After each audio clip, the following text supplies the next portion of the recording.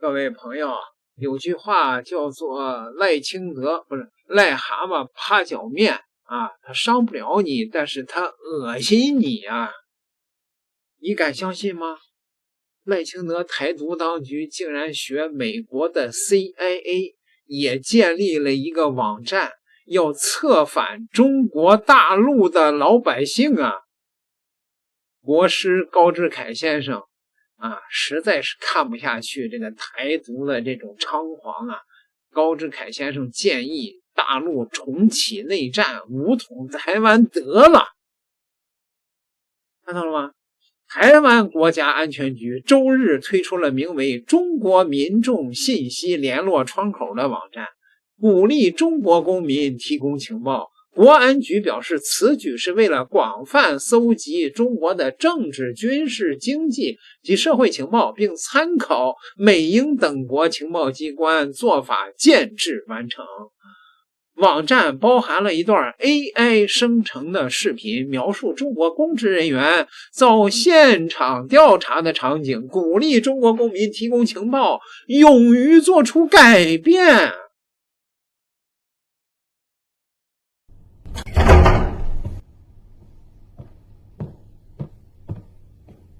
唉，又有人被带走了。当时进了体制内就是图个安稳，有个稳定的工作就能让家人过上好日子。可现在全变味儿了，明明跟过去一样安分守己的工作，谁也没犯错，但是这阵子老同志一个接一个莫名其妙的消失，连个说法都没有，想到心里就直发慌。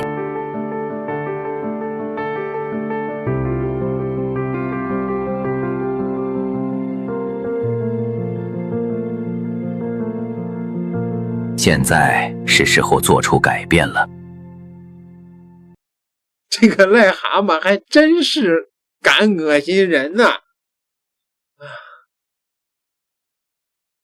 赖清德最近很猖狂，第一次呢，对着中国大陆方向发射美国的海马斯，结果呢，有4枚哑火了。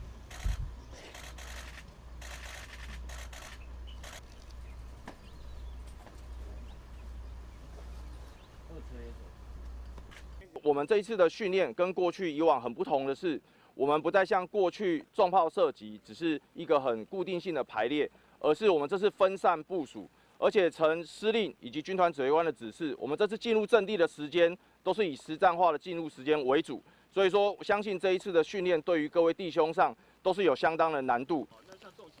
今天的天候比起平常来讲是比较不稳定的，所以说在检查上，不管是在火药、点火装置的检查，都花了比较长的时间。那也是因为过去我们有各项不发火的经验累积起来之后，才会有这样的一个检查的方式。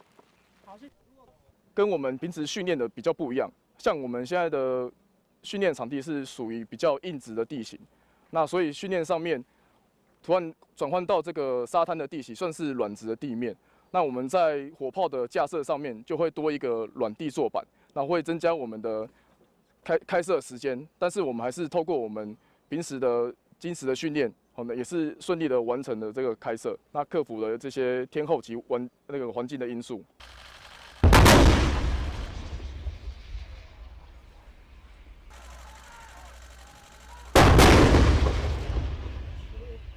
这个就是里面的这个了吧。各炮指示发射完毕。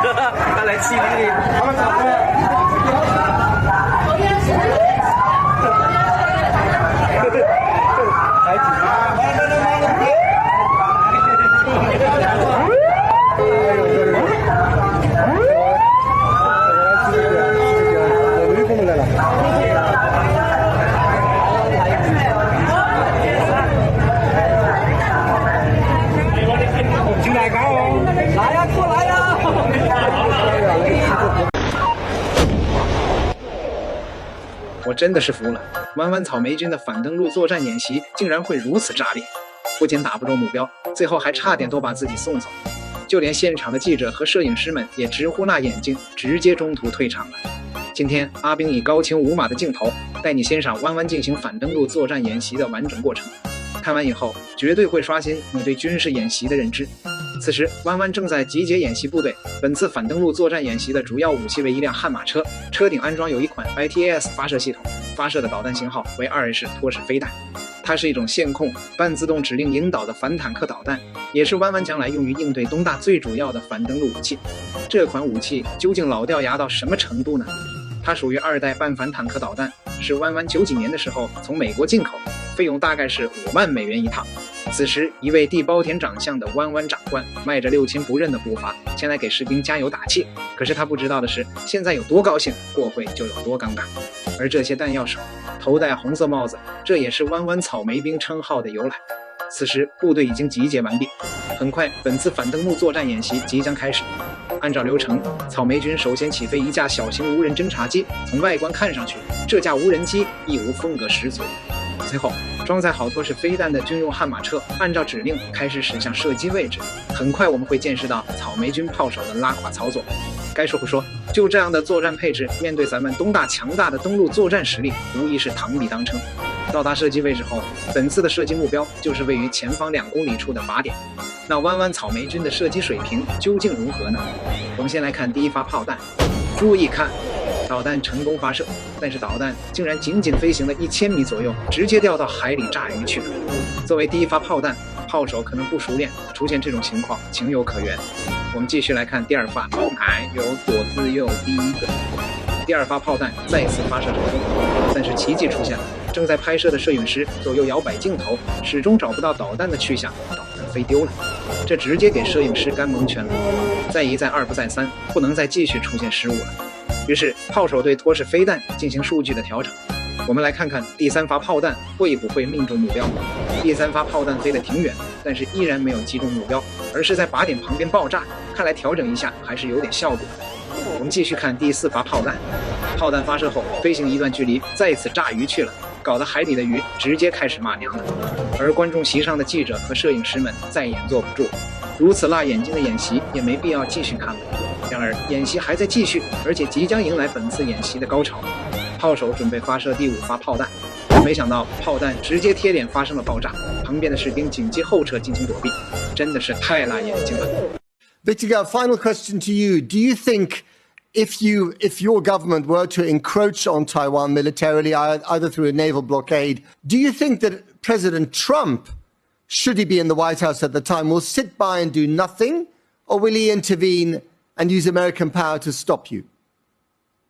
First of all, let's be honest. The real status of the relations across the two sides of the Taiwan Strait is the unfinished civil war back in 1949. So if China really moves to achieve unification or liberation of Taiwan, it is the resurrection of the unfinished civil war. Do you really think the United States or President Trump or anyone else in the White House want to be involved in a civil war between the two sides of the Taiwan Strait? That's number one. I'm completely ruling that option out on the table. Secondly, the status of Taiwan being part of China is carved in stone in the Cairo Declaration and the Potsdam Proclamation. No one can change that. Whether you want to try that or not, that's another matter, but you can never change the final verdict of history in the Cairo Declaration and the Potsdam Proclamation, meaning China is completely on the right side of history. If we want to have another civil war to finish the unfinished civil war back in 1949, that's China's internal matter. Taiwan will be liberated by peaceful means, preferably, or by a resurrected civil war, if it is necessary. We want but to they don't want to be peace liberated. continue. Victor Gao, they don't want to be liberated. They quite like living in their own country. Well, the people in the Confederation did not want to join the Union, but President Lincoln decided otherwise. President Lincoln decided to bring them back to the Union with force if it is necessary. And this is exactly what the Union did against the Confederation. And that is the only logical conclusion for the relations between the Federation on the one side and the Confederation on the other side. The Confederation was defeated, and now they are very much part of the Union. And the United States, after the Civil War, has been one nation under God, indivisible. That is the truth for the United States. It will be the truth for China too. One day when China is reunited, you will see China will never be divisible, and no one can ever dare to split any part of China away from China. 包志凯先生说了，干脆啊，2300万人不同意，全部同意，又有什么影响呢？重启内战吧。啊，美国南北战争时期，南方人同意过吗？这玩意儿就是最后靠实力说话。统一国家需要理由吗？不需要。点个订阅，咱们下期再聊。